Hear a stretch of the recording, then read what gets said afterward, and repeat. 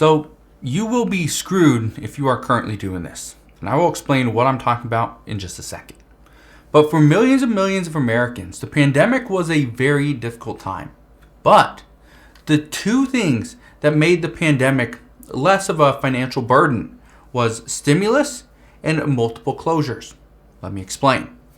Stimulus checks, the child tax credit payments, $300 and $600 per week in additional unemployment benefits, the increase in SNAP benefits, those really helped. And all these additional stimulus programs helped put the American people a little bit ahead. And they put money back into their bank accounts.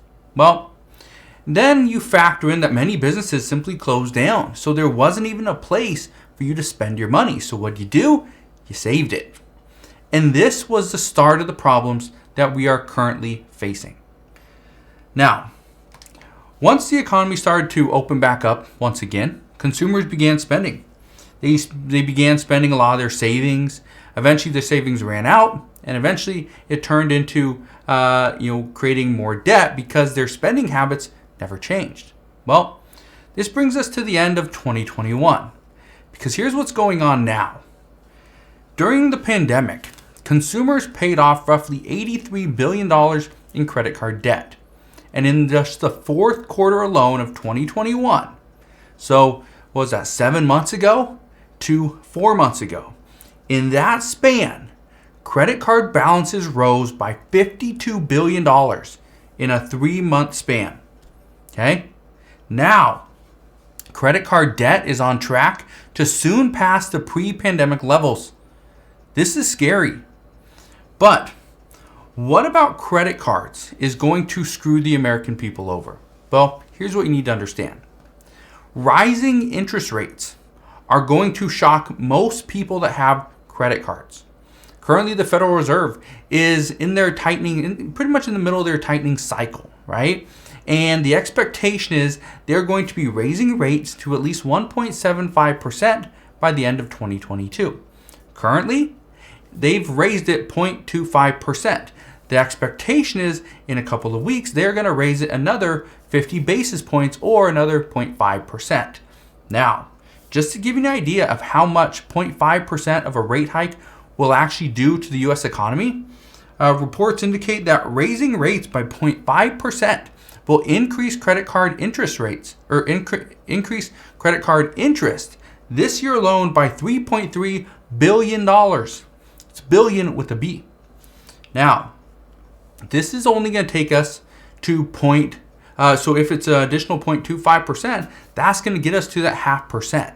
Okay, but we still got another 1.25% to go, which means we could be closer to $10+ billion in additional interest just this year alone.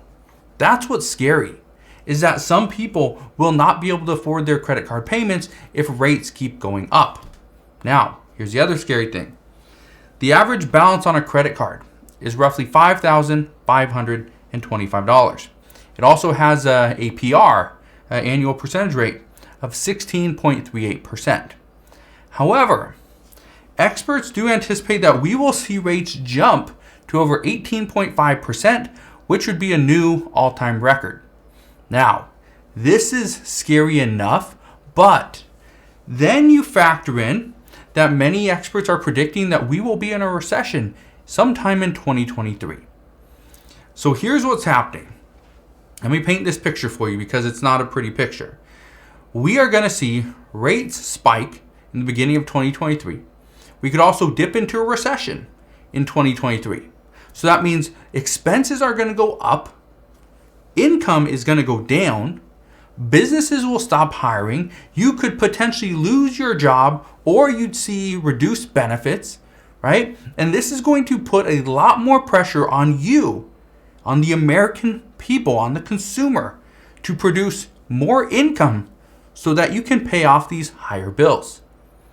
But here's what is so scary, okay?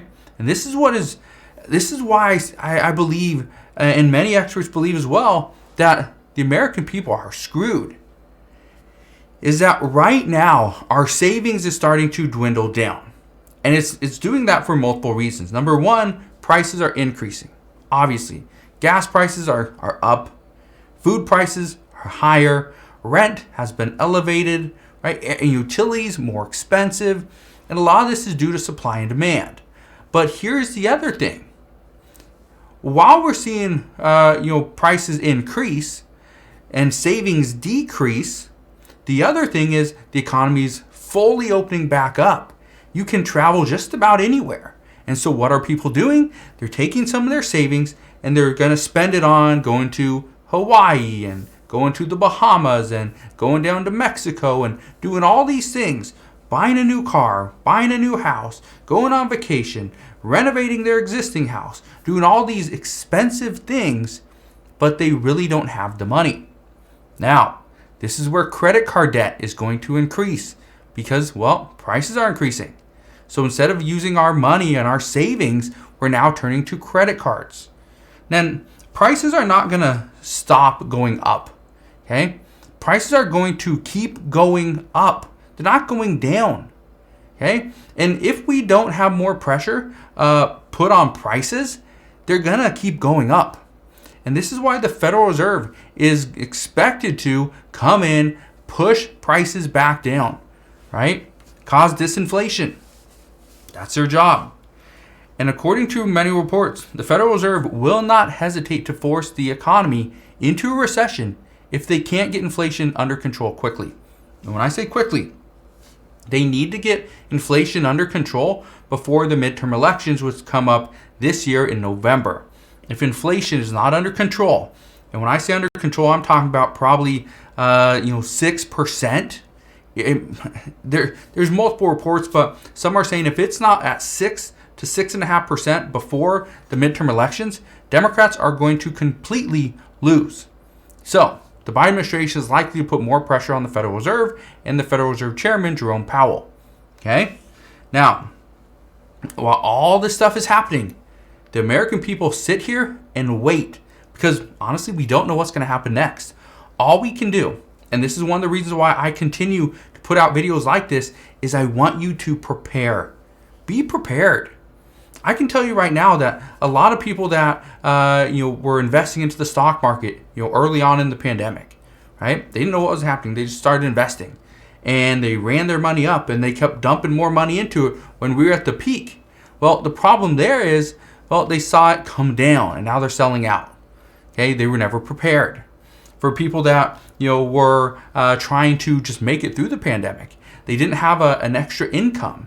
They were never prepared. Now, obviously, that's something that we didn't know what was going to happen. We didn't expect it to hit us here in the U.S., but it did. Now, more people are prepared. One thing I can tell you is being prepared doesn't mean you think the world's just going to collapse. You don't think the sky is falling. You're not putting a bunker out there in the middle of nowhere. Right? This isn't what I'm talking about being prepared. I'm talking about being ready for whatever may come. Having money set aside. Paying off some debt. Have savings. Put food in your pantry just in case there is a major shortage. That's what I'm talking about. Not using credit cards as a way to just make it through, but use credit cards as an emergency, right? So that's what we know at this time. And again, if you are using a credit card for everyday purchases and you do not have the income to pay that credit card off, I can tell you right now, you could potentially be screwing yourself over in the next few months. All right? So just be prepared, be cautious, and spend wisely.